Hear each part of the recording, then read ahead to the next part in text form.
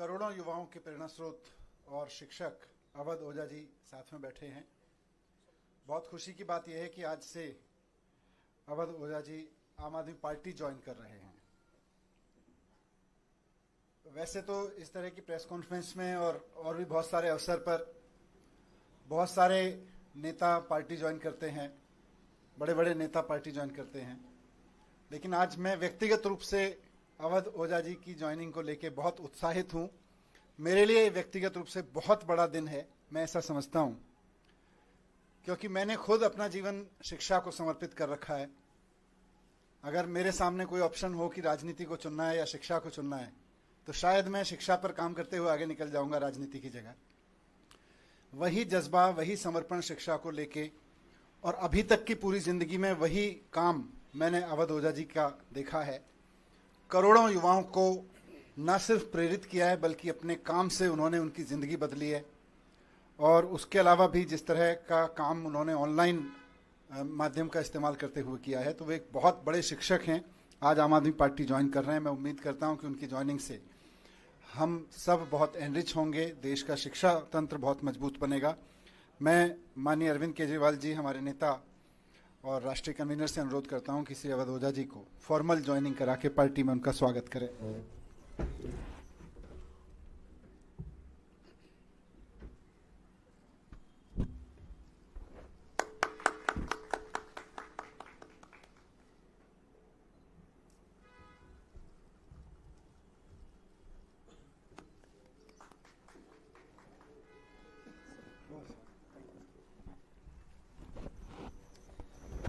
मैं अब सर से अनुरोध करूंगा कि 2 शब्द इस अवसर पर कहें। अवध ओझा जी। जय हिंद फ्रेंड्स। सबसे पहले मैं आम आदमी पार्टी और आम आदमी पार्टी के सर प्रमुख अरविंद केजरीवाल जी, मनीष सिसोदिया जी, सबको सहृदय से धन्यवाद देता हूं कि उन्होंने मुझे राजनीति में आकर शिक्षा के लिए काम करने का अवसर दिया है। शिक्षा एक ऐसा माध्यम है जो परिवार, समाज और राष्ट्र की आत्मा है। जितने भी देश दुनिया में महान हुए, उनकी पृष्ठभूमि में कहीं ना कहीं शिक्षा का योगदान रहा। तो मैं आज अपनी इस राजनीतिक पारी की शुरुआत पर आप सबसे ये बात साझा करना चाहता हूँ। जैसा कि हमारे नेता मनीष सिसोदिया जी ने कहा कि अगर मुझे राजनीति और शिक्षा में से कुछ चुनना हो तो मैं निश्चित तौर पर शिक्षा को चुनूंगा। ऐसा ही कुछ उद्देश्य मेरा भी है, और राजनीति में आकर शिक्षा का विकास मेरा सर्वोत्तम उद्देश्य है। धन्यवाद। मैं श्री अरविंद केजरीवाल जी से अनुरोध करूंगा कि वो इस अवसर पर अपने विचार व्यक्त करें। अवध ओझा जी शिक्षा के क्षेत्र में इस देश का जाना माना नाम है, जिन्होंने लाखों करोड़ों युवाओं को, बच्चों को शिक्षा दी, रोजगार के लिए तैयार किया, प्रेरणा दी। न केवल शिक्षा, मैं इनके वीडियो देखता हूँ जिसमें वो अलग अलग तरह से युवाओं को एक अच्छा जीवन जीने के लिए भी प्रेरणा देते हैं। उनके आने से अभी तक जब भी किसी नेता को हम ज्वाइन कराते हैं तो हम कहते हैं इनके आने से आम आदमी पार्टी मजबूत होगी। आज अवध ओझा जी के लिए मैं कहना चाहता हूं कि इनके आने से देश में शिक्षा मजबूत होगी, क्योंकि आम आदमी पार्टी शिक्षा के क्षेत्र में सबसे ज़्यादा काम कर रही है। और आम आदमी पार्टी के ज़रिए जब ये शिक्षा में काम करेंगे तो देश की शिक्षा मजबूत होगी। और राष्ट्र निर्माण में शिक्षा का सबसे बड़ा महत्व है, तो राष्ट्र निर्माण मजबूत होगा। एक तरह से हमारी कोशिश ये रहती है कि जिन क्षेत्रों में आम आदमी पार्टी, जो आइडियोलॉजी हमारी है, भ्रष्टाचार निरोधक, शिक्षा, स्वास्थ्य, इन क्षेत्रों में जो भी अच्छे लोग हैं जो काम कर रहे हैं, उनको राजनीति में लाया जाए ताकि राजनीति में आके वो अपना और ज़्यादा योगदान दे सकें।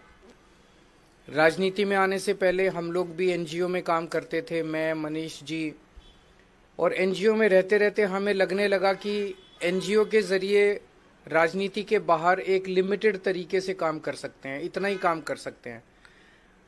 जैसे मैं सुंदर नगरी की झुग्गियों में काम करता था, तो वहाँ पे 2 या 3 सरकारी स्कूल थे। उन सरकारी स्कूलों को ही ठीक कराने में पूरी ज़िंदगी बीत जाती है हमारी। लेकिन जब राजनीति में आए तो एक ब्रश से हमने दिल्ली के सारे सरकारी स्कूल ठीक कर दिए।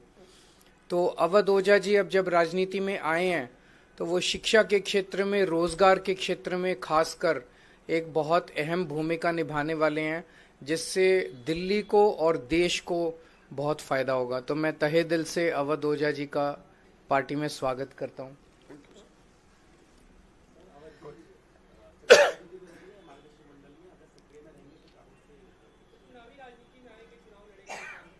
अब तो मैं पार्टी का हिस्सा हूं, तो पार्टी जो भी आदेश करेगी मैं वही करूंगा।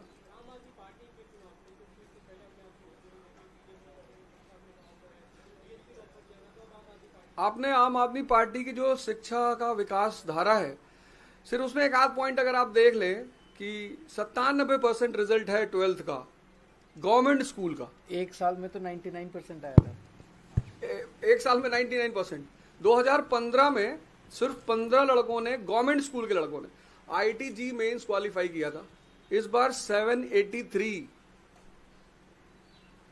और मेरा यही कहना है, मैं तो हमेशा ये नारा देता हूं कि शिक्षा शेरनी का दूध है, जो पिएगा वो दहाड़ेगा।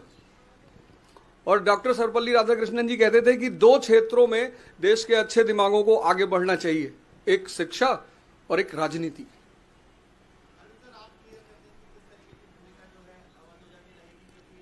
थोड़ा सा सस्पेंस बना रहने दीजिए। आने वाले दिनों में रोल आउट करेंगे, आपको बता देंगे, सबसे पहले आप ही को बताएंगे। Thank you. Thank you.